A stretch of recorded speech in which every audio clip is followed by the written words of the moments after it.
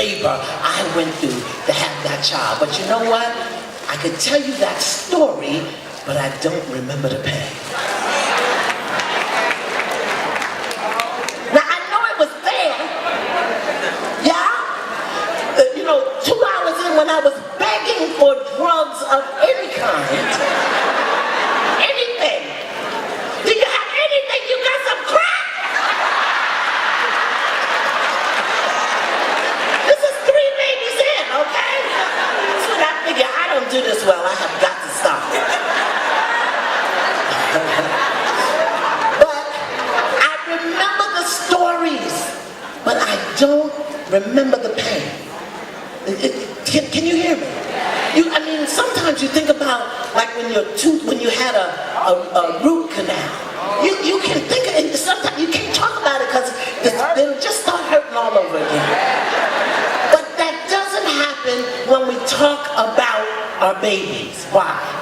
Because if we had to look at the thing that caused us so much pain, there would be no way we would like it. Can you hear me? So they said I don't have to stop.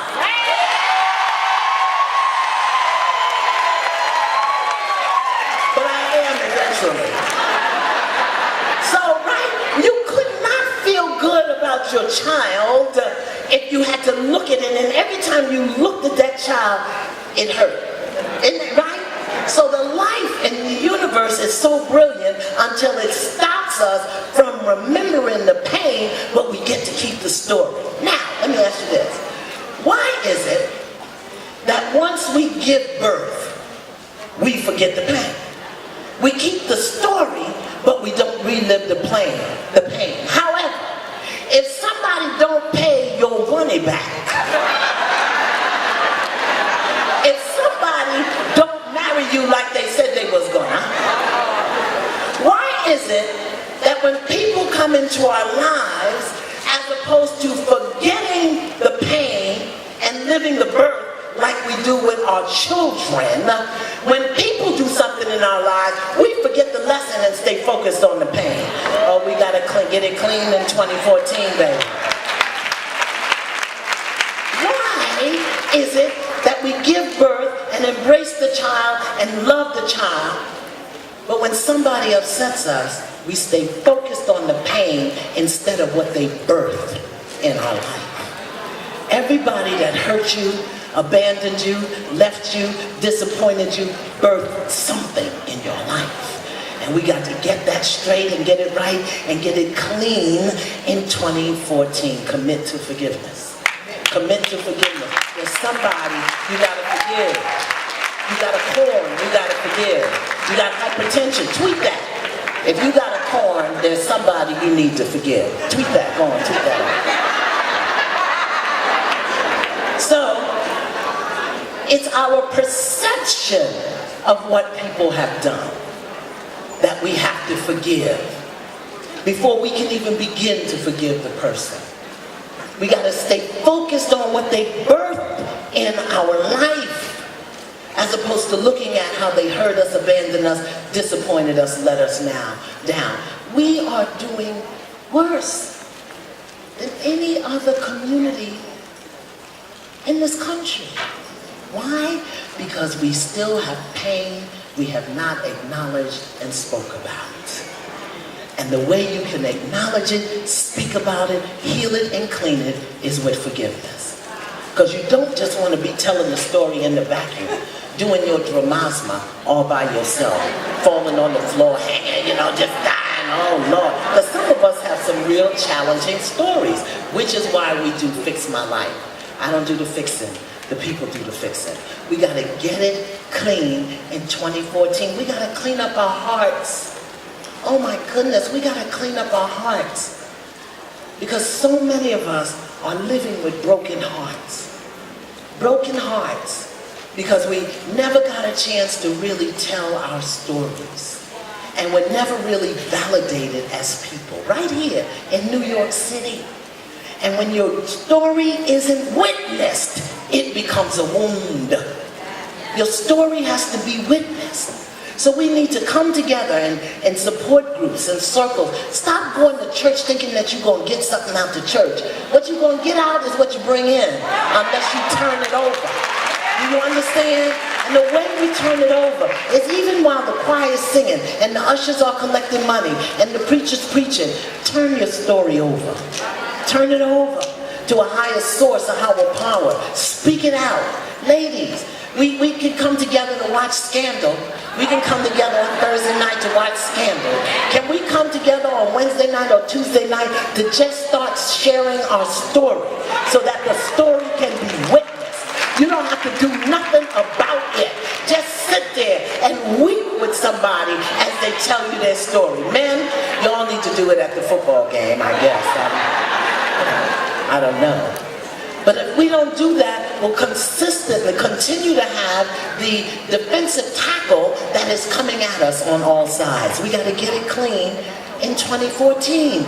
Clean up your mind, clean up your heart, clean up your speaking. Clean up your speaking. Now, I made a commitment that I was going to stop cussing.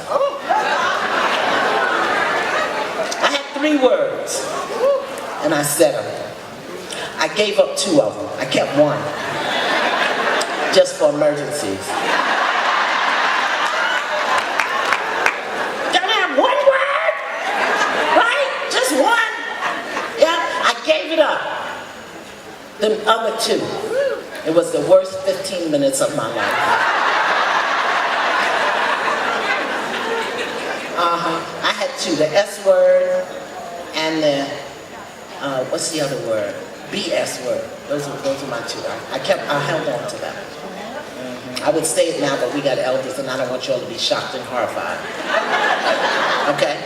So, people, we got to clean up our lives.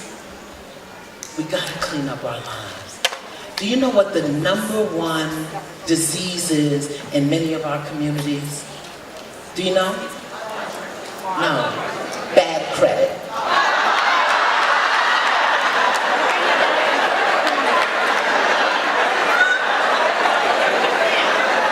Bad credit.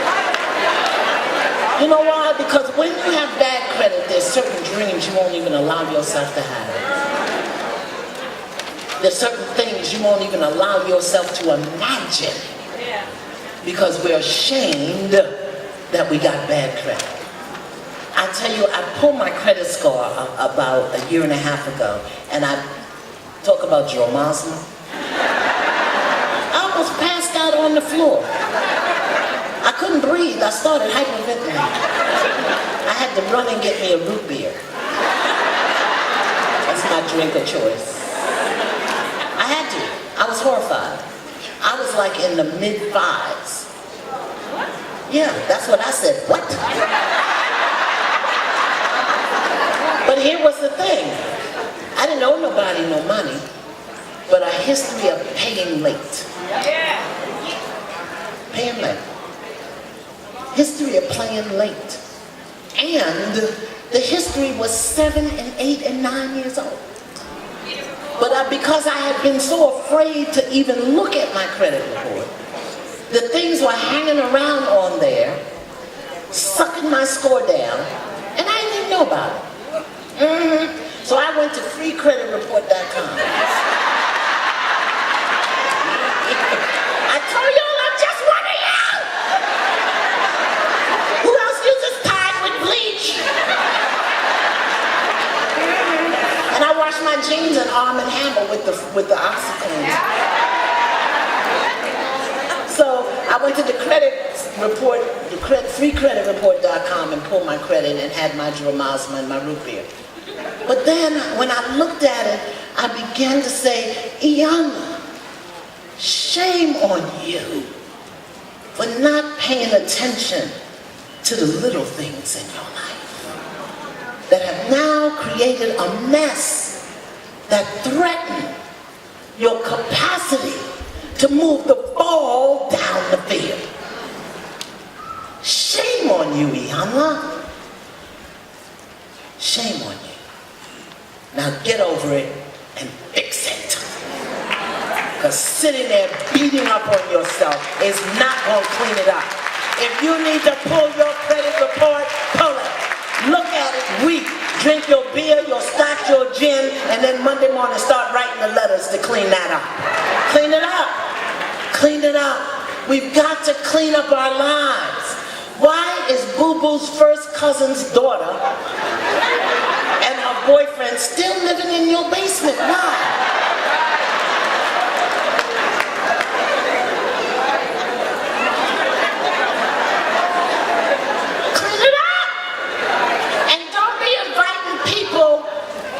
Your life to leave their cooties.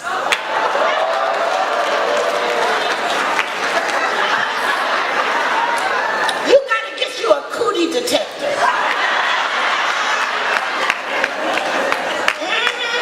I wish it was like a little dipstick test.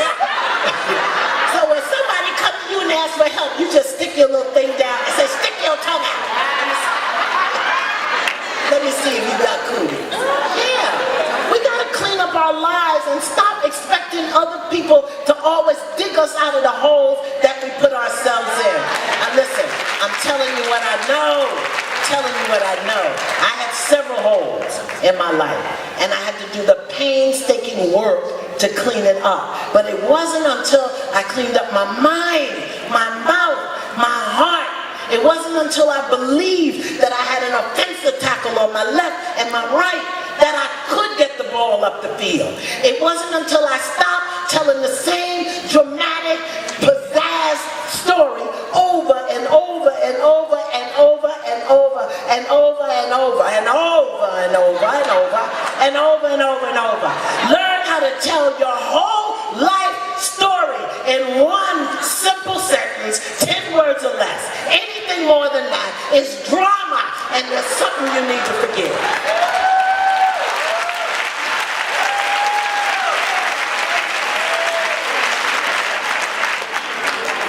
Here's my whole life story. I was born to some folk